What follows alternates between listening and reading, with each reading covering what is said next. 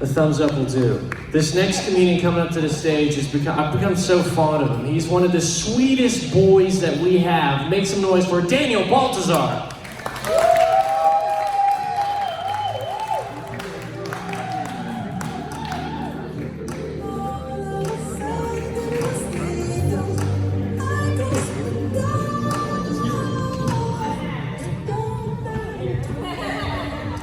No, that was just gonna break it.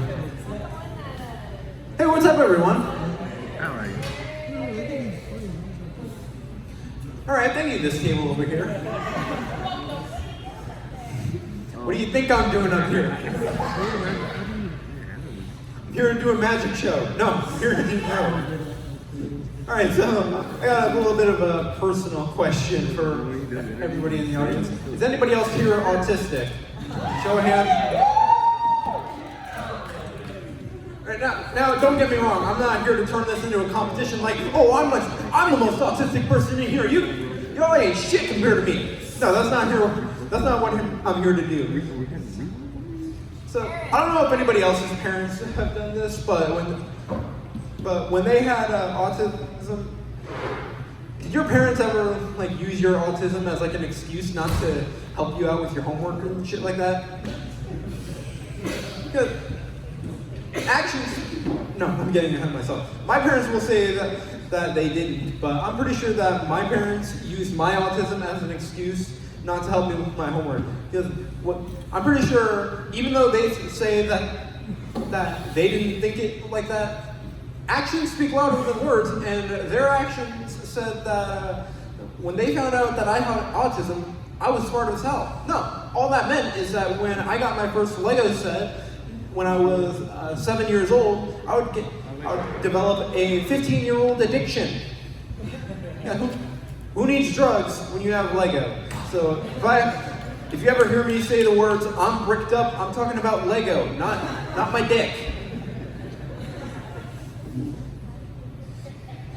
Oh man, school was not easy.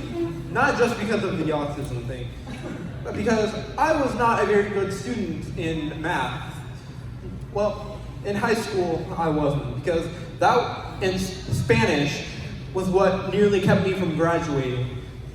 The only way I graduated from high school math was in the second year of senior year. They put me in a class where all they did was just kiss Dave Ramsey's ass. All right, I thought that was going to hit better, but all right. Now, Spanish, I'm Hispanic. That should be like second nature to me. But no, I barely passed my high school Spanish classes. I'm pretty sure at one point I was even like, please, Dora, I really need you to come in clutch for me. No, she didn't do shit to me. I'm pretty sure that she just looked at me like, you're on your own, puta madre.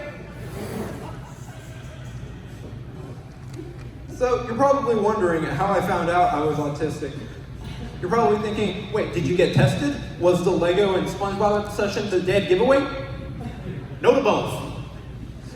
The way I found out that I was autistic was because, I forget what grade I was in, but I emptied out my backpack for some reason when I was in middle school, and I found this paper that said, Daniel has autism, but he doesn't know.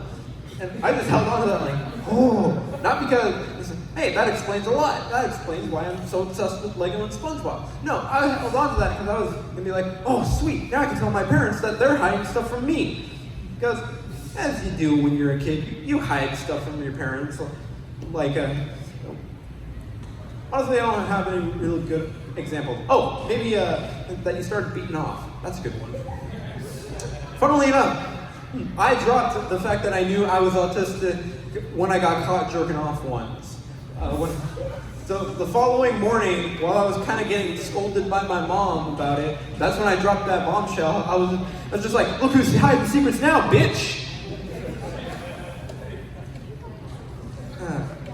Well, if you're going to take anything away from this set, please make sure it's not my Legos, but also make sure it's the fact that just because people say they're autistic, that does not mean they're geniuses.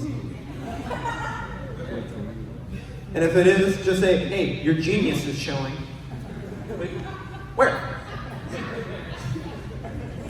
All right, that's been my time. Have a good night, everybody.